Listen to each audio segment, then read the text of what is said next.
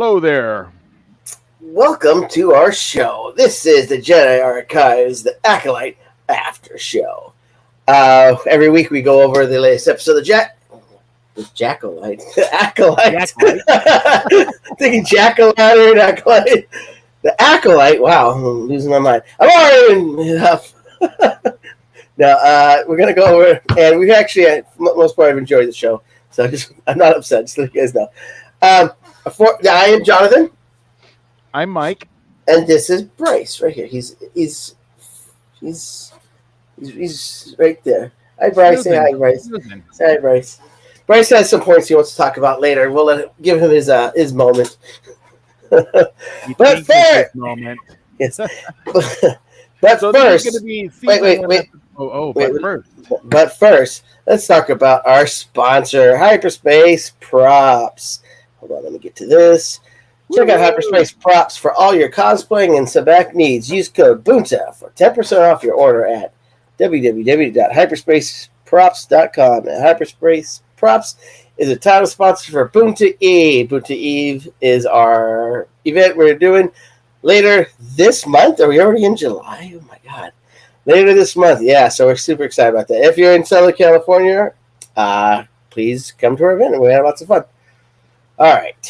Now that we've paid the bills, let me go to bills. All right. So here we are, yes. Season 1, Episode 6, Teach Corrupt. And it's been the dual titles again, which Spencer wanted us to mention that it shows a duality. But he wants to mention this from a point of view. That's right, from a point of view, which is true. So, like, from May's point of view, it might be teaching from Chimere. From Osha's, that he's trying to corrupt them. So, depending if you're a Sith or Jedi, it's one or the other. I'm upset. They started off doing the dualities. We've mentioned this before. I loved it, and then they tapered off it, and they kind of did it, and now they're back to it. Just make up your mind. I know it's from a perspective point, but it's just when you look at it, it looks so messy. It's like you're coloring in the lines, and then one section you color outside the lines, then you go back in the lines. That's what it looks like. That's the way the Sith do things. So blame the Sith. It drives me nuts. So blame the Sith. Yeah, I do get it, and I just wish they're this close. I said this close to greatness. But. To me, it makes perfect sense because Destiny is the only one that doesn't have a dual title. But in terms of from both points of views, the Sith think that they're destined for success, and the Jedi believe they're destined. Sorry. But actually, it should have been Destiny Failure because they both failed. How long did it take you? 2 seconds to come up with that? 2 seconds longer. I just came up with it now. But anyway, and you don't get paid to come up with titles. Someone over there gets paid to come up with titles. That's right. Good Lord. So you want to go through? What's your overall thoughts of the episode, real quick? Well, of course, this episode was not as exciting as last episode. 1.6. I mean, 1.5. The 5th episode was, for me, the best. It's, like, really awesome. I think that is a unanimous decision. Everybody loves the 5th episode. And not too many people even have found reasons to complain about that bit. They'll find some, but mostly this consensus on that one's really good.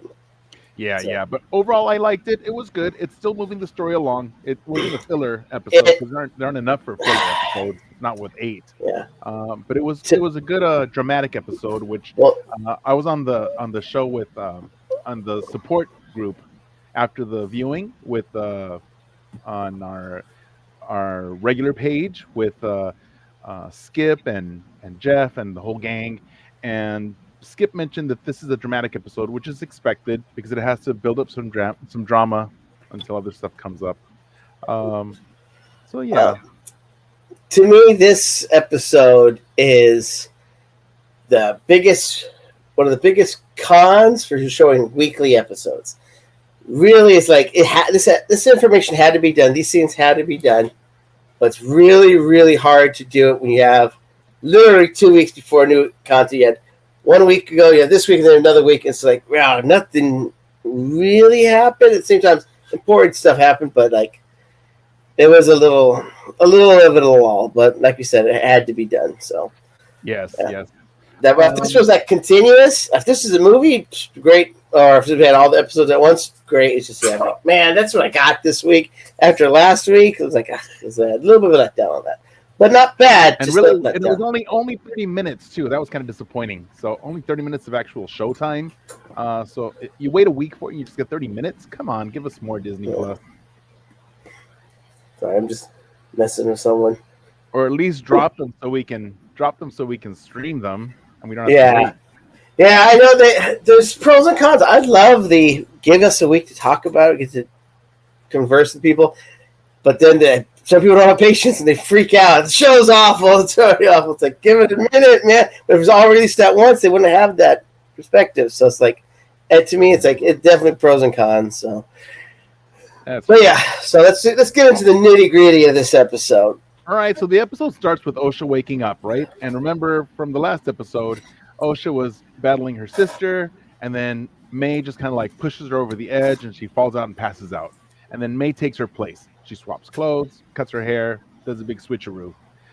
So in this episode, Osha wakes up, and she finds some of May's old clothes and her blades, and then she makes her way outside and realizes that she's on an island somewhere because she's not back on Kofar. She's somewhere else, and it doesn't tell us where it is. It says unknown planet, but due to my sleuthing, I think it's the planet Baldemnik.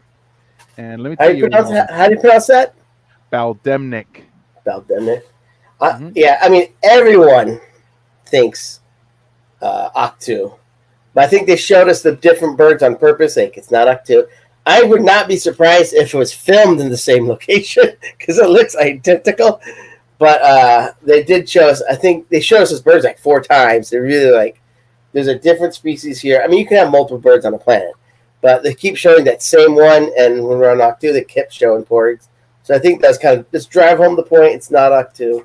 Right. And the reason why I think it's Baldemnik is because from the EU, Baldemnik was the planet that had it was important for the Sith because there was a Sith temple on Baldemnik because there was an ore, a cortosis ore on that planet. And remember, cortosis is very rare in the Star Wars galaxy, so it was only on Mokiv, very limited planets that had cortosis, and cortosis was rich on the planet Baldemnik, and that's why the Sith had their one of their Sith temples on that planet.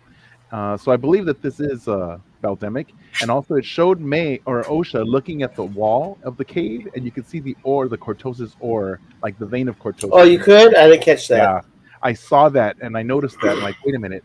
And also that starfighter, the starfighter out on the sea, it looked like an old Republic galactic starfighter, so that was pretty cool too. I like seeing that.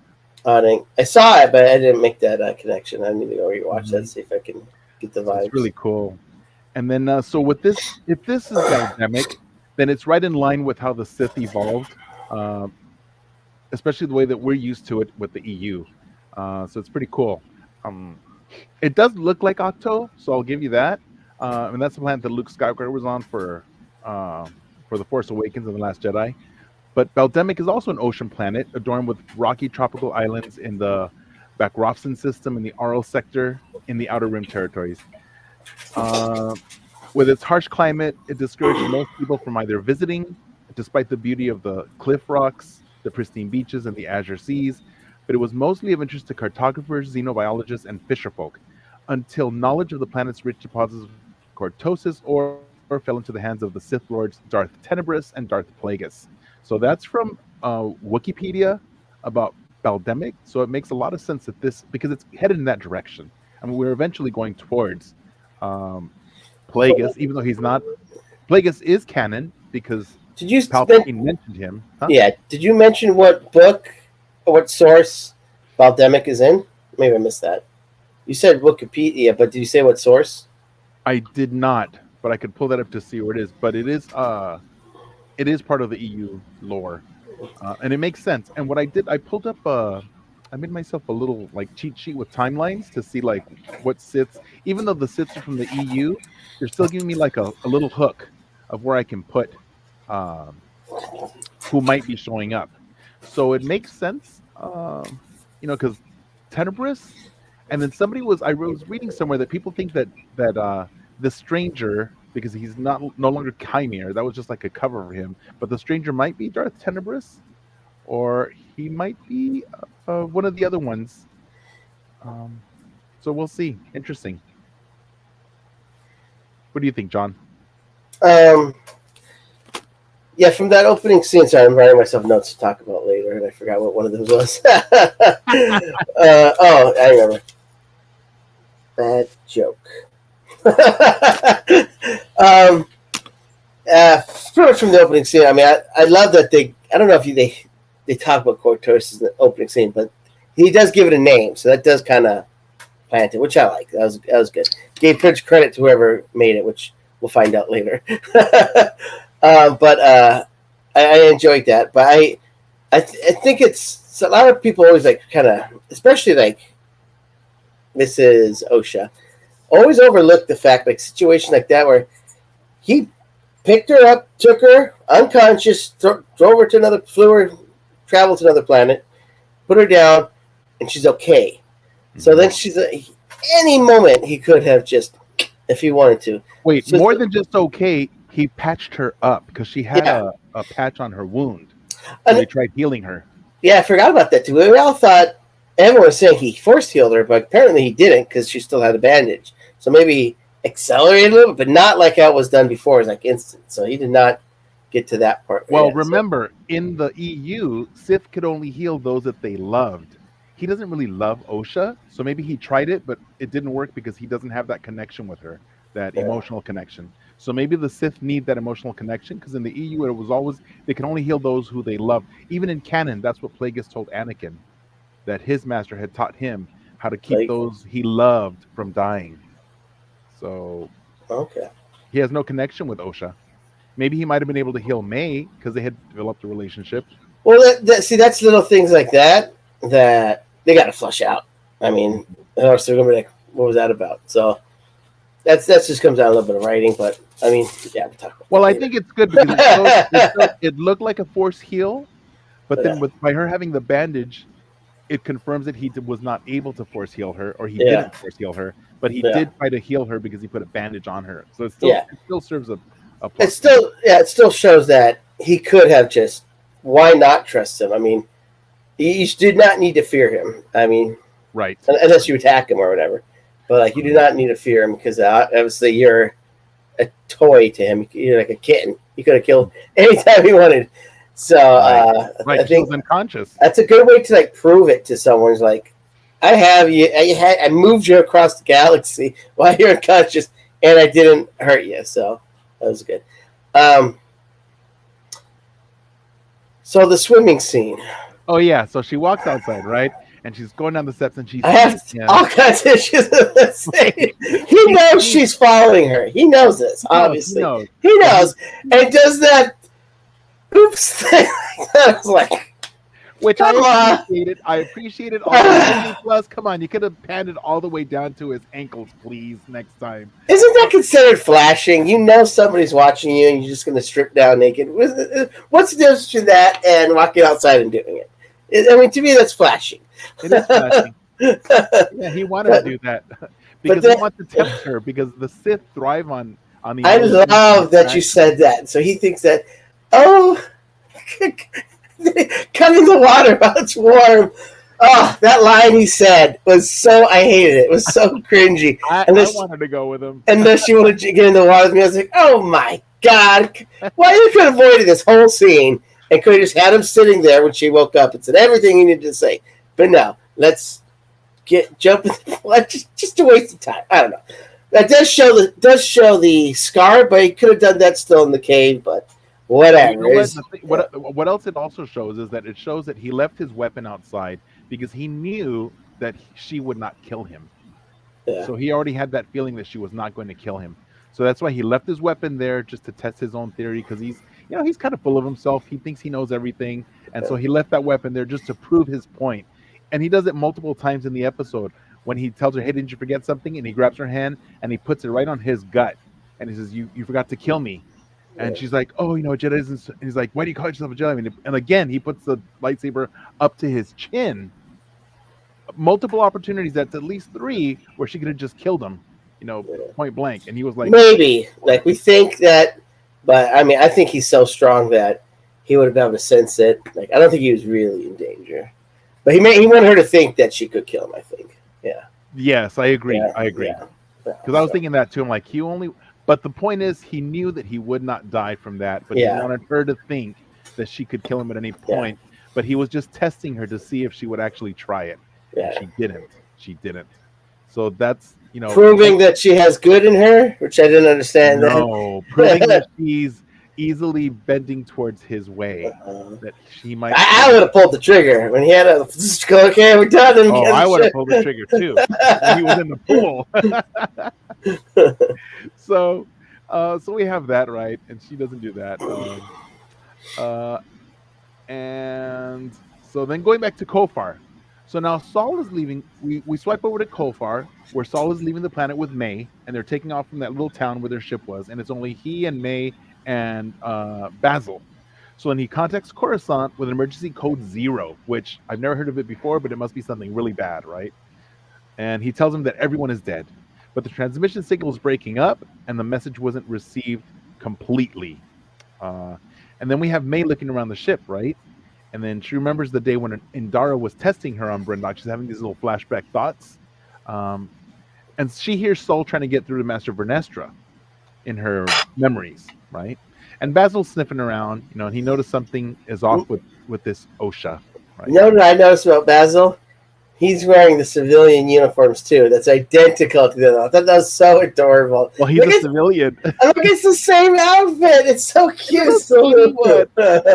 I didn't catch that at first until I was like, "Oh my god, it's the same outfit." I love his little otter face. He's super cute. I love him. So Saul is trying to tell them that there is a bigger threat out there, right? Because he's just encountered this unknown, the stranger with a red lightsaber. Doesn't know what it is for sure. And he's trying to get that message out, but it's not working. May sneaks towards him from behind with a blade in hand because he's the last one on her list. She can easily just sneak up to him and kill him now, right? But he knows she's there. And he calls her Osha and tells her to take over flying the ship. Now, I think that Saul knew all along that this was not Osha, but he's just playing along with her because she's dressed up, playing the part, and he's just, playing her game to see how far she's going to take it. What do you think? I don't know, and I don't think they're going to let us know. I think that they're never going to revisit it, so it's we can kind of make our own headcanon on that. Either Basil told them, because they made sure when he did stint, so Basil's standing right there, so it could have been that. Could have always noticed. Yeah, I don't know. It's one of those ones they're just not going to tell us. It's driving me nuts. But Saul is, one thing we do know is he's very upset over what's just happened. And he's trying to get control over his feelings. And we know feelings lead to the dark side. So I did want to say for this next 10 minutes, he keeps being around her and he's not saying anything. That's kind of making me upset because he already told, unless he knows, maybe you're right. So because remember he told Osha, I have lots to tell you. And he had 15 times chances to tell you. He's just sitting there not saying nothing. Well, tell her! I want to tell me. I want to know. It's I want to know what the heck happened. Well, it's building up the tension, right? Well, they all have 2 episodes left, and we still don't know what really happened. I know. Driving me nuts. But now you're going to watch the next episode. You've been watching now because you want to find out. So, good job, Headland. God. And so Basil comes out of hiding, and he has Pip, right? He plugs Pip into the ship, and they start communicating. He figures it out. And then it swipes back to the unknown planet, and of course it's the scene where Osha sees Kymer's scar on his back, and that scar on the after not the after show, but the what's the thing that we do with Jeff on Tuesdays, the support group. Sherry had mentioned that it looked like it was whip marks, right? But like a lightsaber whip on his back, like he'd been slashed with a whip, because it wasn't a straight line, it was squiggly. It's not a lightsaber whip, because you know why? Because you saw what happened, a lightsaber whip to the bug. It didn't leave a scar. If someone got hit with a lightsaber whip, it wouldn't leave a whip scar. It would go right through you. Unless it was from a different distance and not as much force. So depending on how she used the whip, if it was her, or remember in the EU, Lumia had the light whip, and she was definitely dark side. So who's to say that Vernestra's the only one with a light whip? We might get Lumia. I'm saying a light whip could, if light, maybe there's a setting, you turn it down, but it's just to me like you saw what it did to the buck. You see what lightsabers did to reinforce doors. But also, lightsabers don't always kill people. Sometimes they just. But they go straight through. They've never. Remember Finn when he got hit with a lightsaber? Kylo got his back. It didn't cut through. Those don't count. It didn't cut through. And his lightsaber, his crystal was what's the word they used it? Unbroken or unstable. So maybe it wasn't a lightsaber. It was still a lightsaber. But there are different settings for the light whip. There's an asterisk next to his. There's two asterisks. We do know unstable and then sequels. Vernestra has settings for her lightsaber, where she can make it look like a regular lightsaber or turn it into a whip, a light whip. So we know that from the books. Also, it can't. All right, we're gonna open this can, aren't we? They cannot make Vernestra any more bad. If they did this is my notes. There's more attention and care to the EU in this series than there is the High Republic. I mean, they've named several characters out of characters already in High Republic. Like they just ignore the names, and then Vernestra's, her and Stella are my favorite two characters, favorite two Jedi, and they've made her this. I know, but they made her this bureaucratic lump of turd, and if they make her bad, it's just not who she was. And if you're doing dark side stuff, you bleed your crystal. Her crystal wouldn't be purple anymore; it'd be red. Well, purple's on the way to red because red and blue make purple. Yeah, but it would still be red. I mean, yeah, that's true. Yeah, so that's my thing. If she's killing people and putting malice, that lightsaber would break. The other thing we talked about at the support group was that maybe that was the stranger's perspective, kind of like with Luke and Ben, because we don't have enough time to figure out perspectives. They can't keep. But remember, Ben thought that Luke was trying to kill him. Yeah. But then when Luke told that story, it was completely different. So I think that Vernestra might be like Luke, that she could sense that something was going to go bad. If he was her Padawan, she probably could sense that he was going to turn evil if she completed his training. So she decided not to train him. Hence, he thought he was thrown away. And then something that Dave brought up was that, what if Chimere is really Imri Kantaros? Because Imri was her Padawan in the High Republic, and Imri did touch the dark side a lot, and she had to keep training him how not to go there. But that's more not caring about the High Republic. That would make me even more upset. In the High Republic, Imri has like a Scottish accent. Remember? They gave him like a Scottish little accent. Who cares? That's more not caring to the High Republic. That's but like, what it could be is, what if Imri transferred his essence into a different person because he's human and his essence didn't continue, but he can transfer it to another human. Jesus Christ! We're talking about ideas. We're talking about ideas here. Oh crap!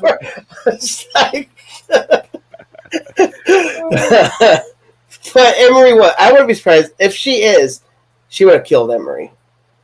Yeah, she would have moved on to new one. It can't also ruin another great character.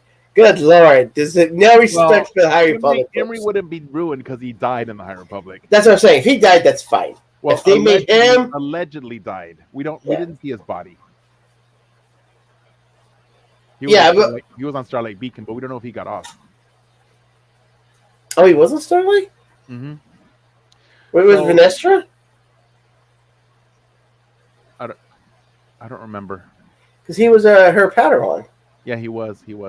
But remember, at the end, they all went there to try to save everybody. So then she asked the stranger if he killed Sol, and he says, "No, I didn't." What about May? And he said, "No." And then he asked her, "Wow, how interesting that you cared about Sol before you cared about May in that order."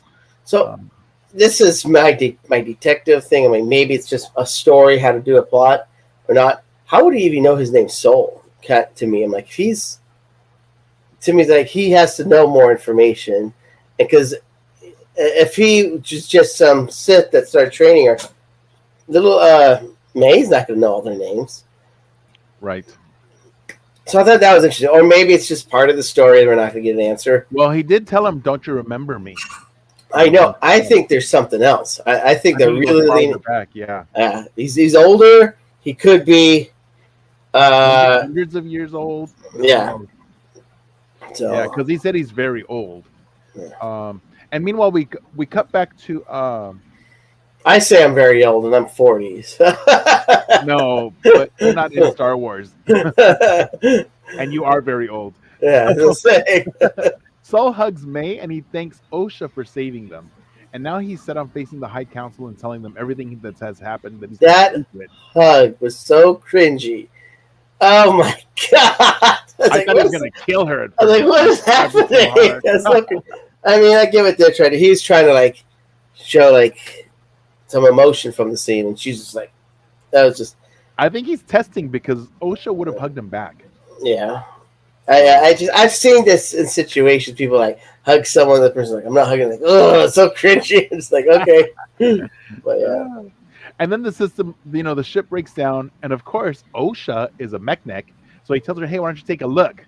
Knowing that she won't be able to fix it because it's not Osha. Yeah. So then she goes and she just gets Pip, and then, to do a systems check.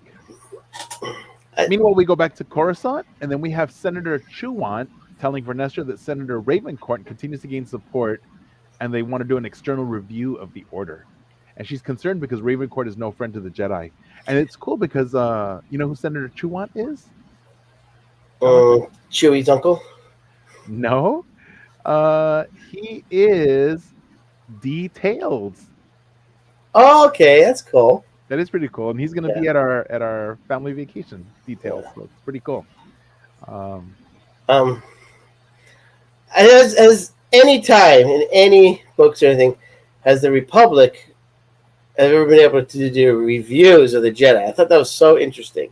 I thought that was so like, really? I thought the Jedi helps the Republic when needed, but the Republic, I never really known the Republic has like authority over the Jedi like that. So that was kind of caught me off guard when I heard that. I was like, It kind of reminded me of like superheroes, how like in The Boys, right? Or even the mutants with X-Men. Yeah. The government wants to have control over the mutants because otherwise the mutants are too powerful. Yeah. So that really caught me off guard when I heard it. I was like, really? That's interesting. Because, I mean, what if the Jedi said no? No, you can't review. What are they going to do then? Right? Yeah. Like The Boys. Yeah. I want me some Splinter. No. Don't watch The Boys and look up Splinter. Oh, I love The Boys. No, don't. Such a good show. It's a good show. Skip the Splinter. So then Mog is Vernestra. It's the worst name for a Star Wars character. When she said Mog, I was like, Mog! Good Lord! It's Mog. he interrupts Vernestra talking to the senator, and then she's, I gotta go. So she talks to him. He says that they received a transmission from Sol, and then he reported casualties. So she orders a rescue team to be sent to Sol's aid. And then she wants to go with them, and he's like, are you sure it's in the Outer Rim? And he kind of made it seem like she gets sick going through hyperspace. But those of us that have read the High Republic know that she doesn't get sick. What happens to Vernestra is she has visions every time she goes into hyperspace. What word did she use, though? And she said you get sick. Unsettling. It's unsettling. So that kind of caught me off guard. I'm like, unsettling, huh? Well, no, because remember in the High Republic, every time she went through hyperspace, it was always unsettling to her because she would always have visions, and they weren't positive things. They were like bad things that were going to happen. So she didn't like seeing it. But they made her use it in the High Republic. Remember when they told her to go through hyperspace to try to find the progenitor of the Drangir? Yeah.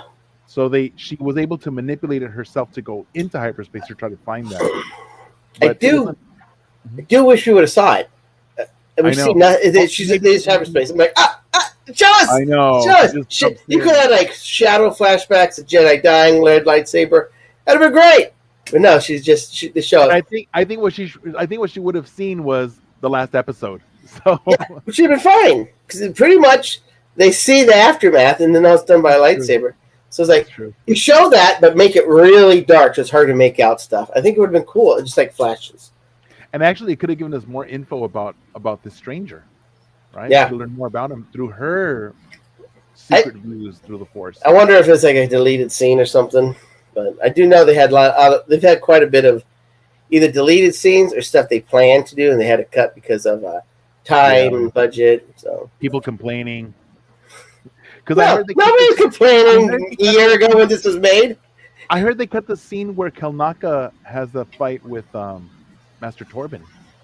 That still has to happen in the next 2 episodes. In the next hour, we have to have some kind of conflict, resolution of the past, and then some kind of resolution of the present. In the next 2 episodes. It might have been cut, and I would be really disappointed if we don't get to see Kelnaka using the lightsaber. I swear to God, if we see Kelnaka with the lightsaber in the trailer, and we don't get him in the show, oh man, season 2's done.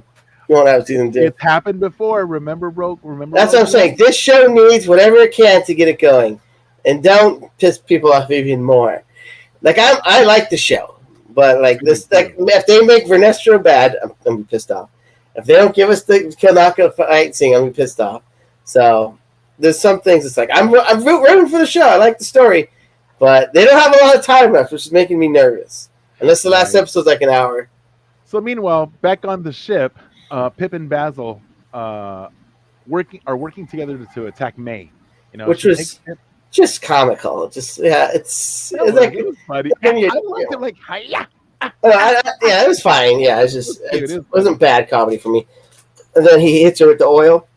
Part that I didn't like. Pip does. Yeah, the part I didn't like is she pretty much, essentially, killed him, murdered him. Yeah, it's like he just reset himself. Pip is gone. You just have Pip is gone. That was really sad for me. I don't like that either. It's like, so like R.I.P. Pip. Yeah. Well, we'll get our own Pip soon. Disney Back 2 will have one soon, I'm sure. Can't wait. I need a Pip. I need a Pip droid.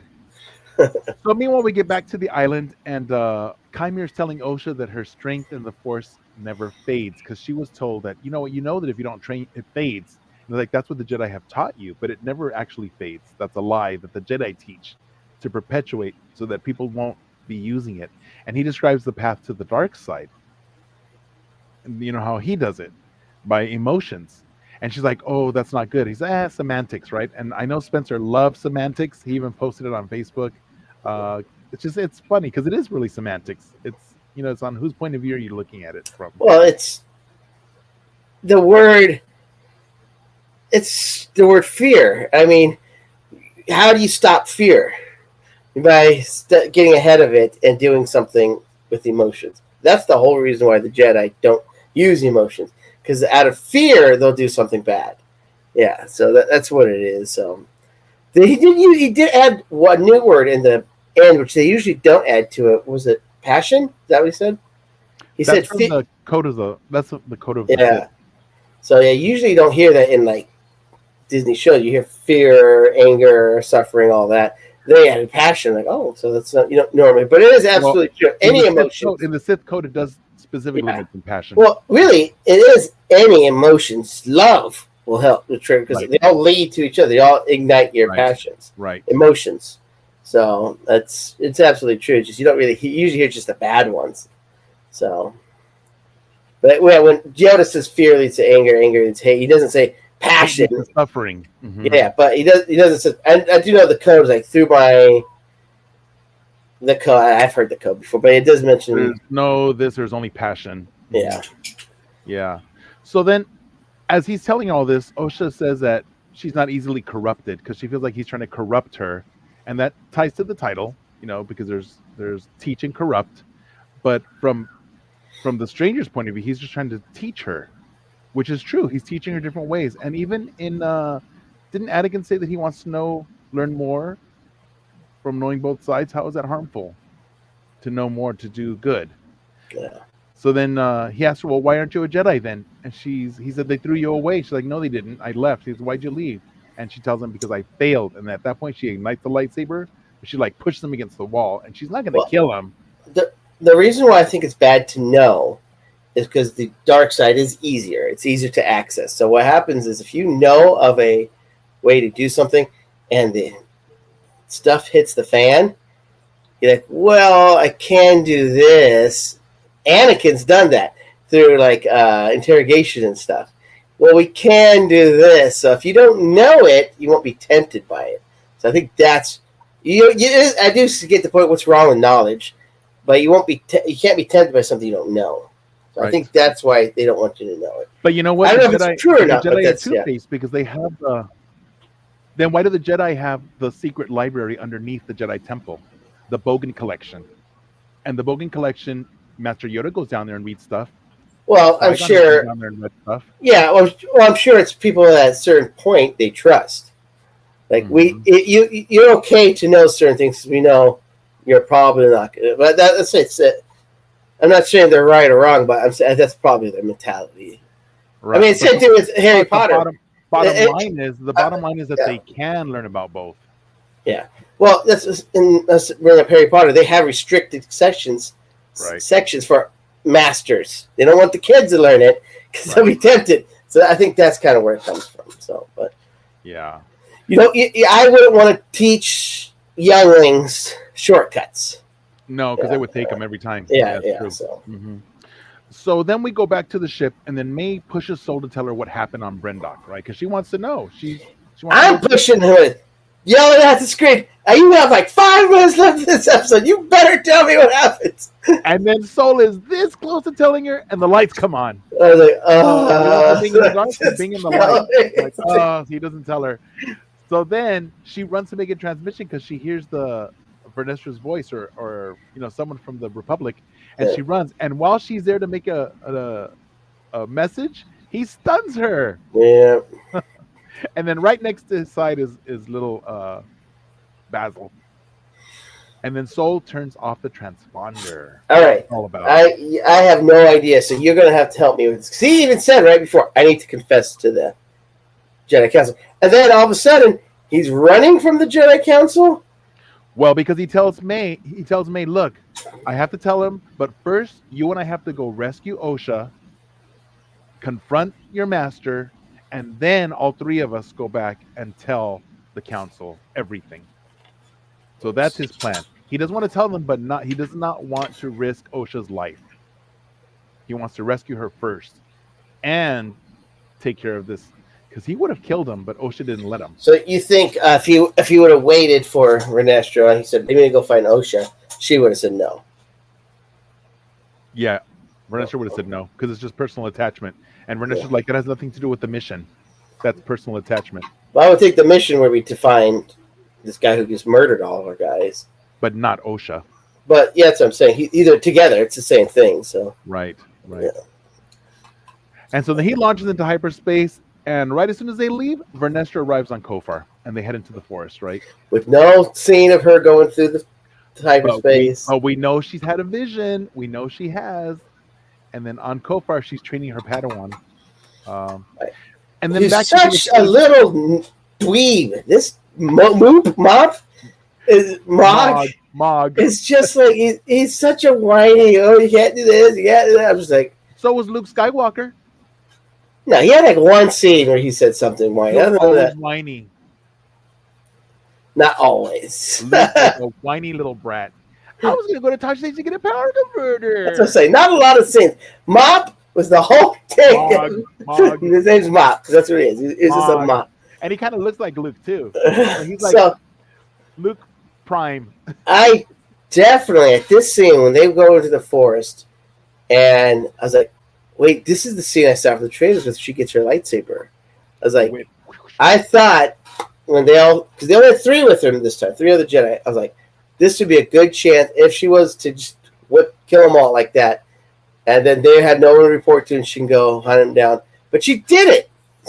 So she's not evil, because she was not going to get a better chance to be alone.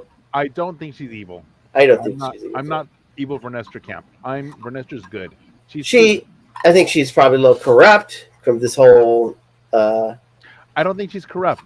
I think that others are viewing her as evil because she gets the job done, and she might be very she's lived a long time, so she makes the hard choices, and that might make her seem evil. But they're just the difficult choices the Jedi must make. Like, you know what? Those civilians have to die because we have to think of the greater good. I guess whenever I say corrupt, I'm thinking of a politician, and she seems to be in that order now.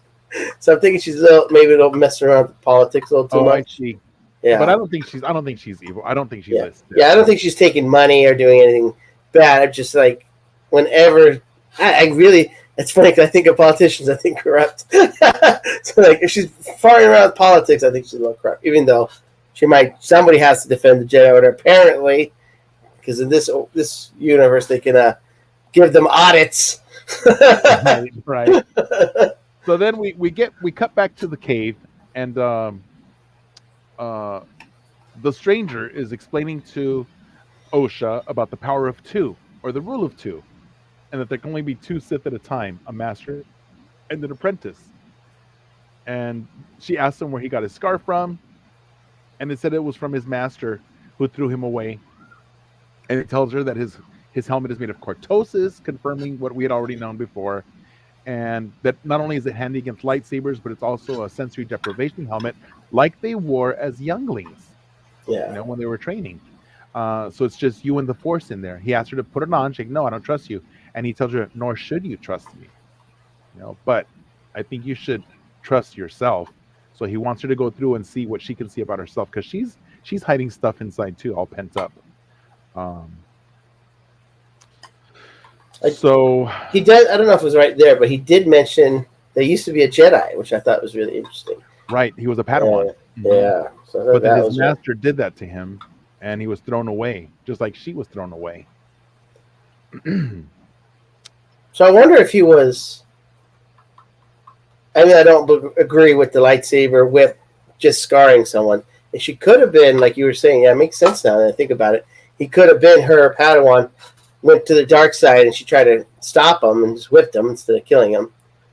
But I think the whip might have been, she might have tried to stop him like Luke tried to stop Ben from going to the dark side. Well, she actually hit him, if that's true. She actually Luke did it. He might have bumped into her whip accidentally when she had it out because of something he was doing.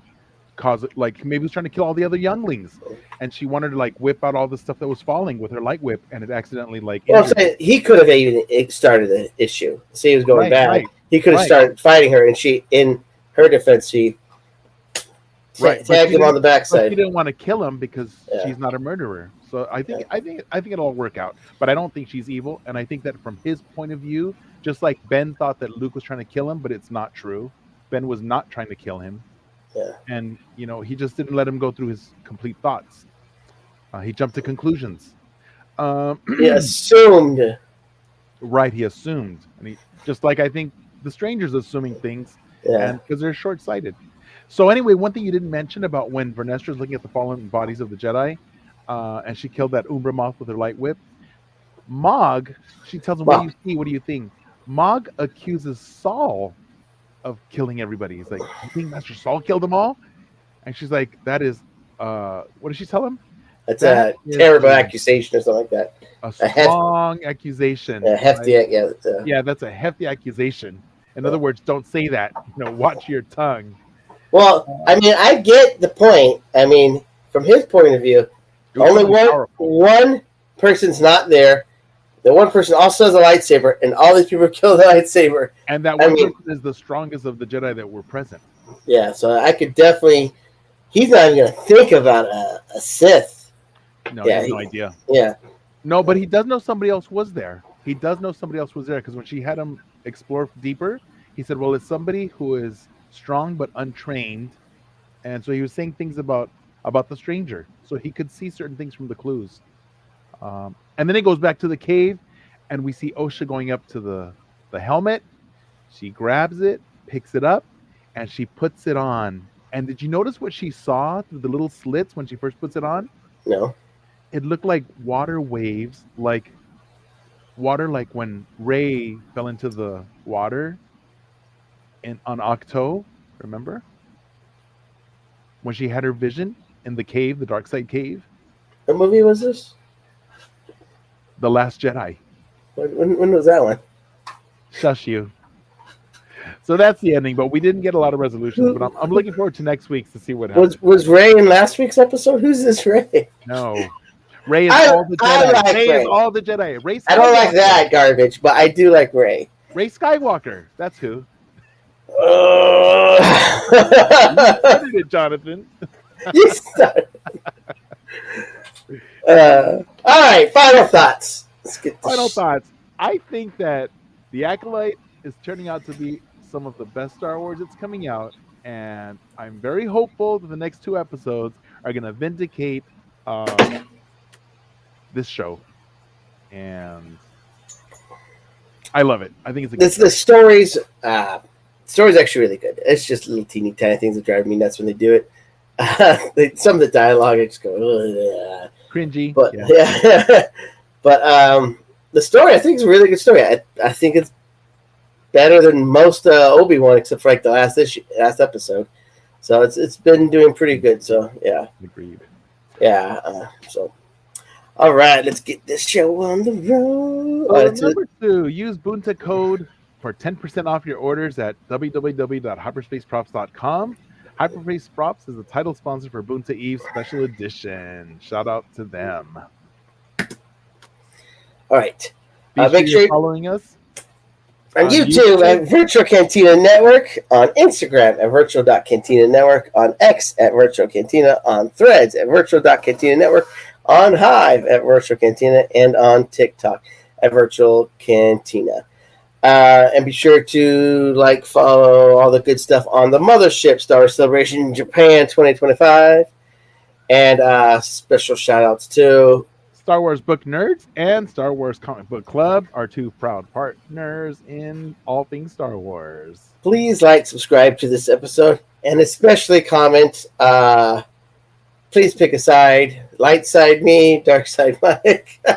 Give us your ideas. Light side, I don't care. But yeah, pick a side. Help us fuel our fire, because we like arguing with each other. It's fun. Thanks for joining us, everybody. And Bryce wishes you could be here. And wait. Here's Bryce's comment he wanted us to share. Well, you already went over it. He says he thinks also that the scar is from a light whip. Yeah. Right. So, all right, guys. Thank you for watching, and may the Force be with you. Live long and prosper.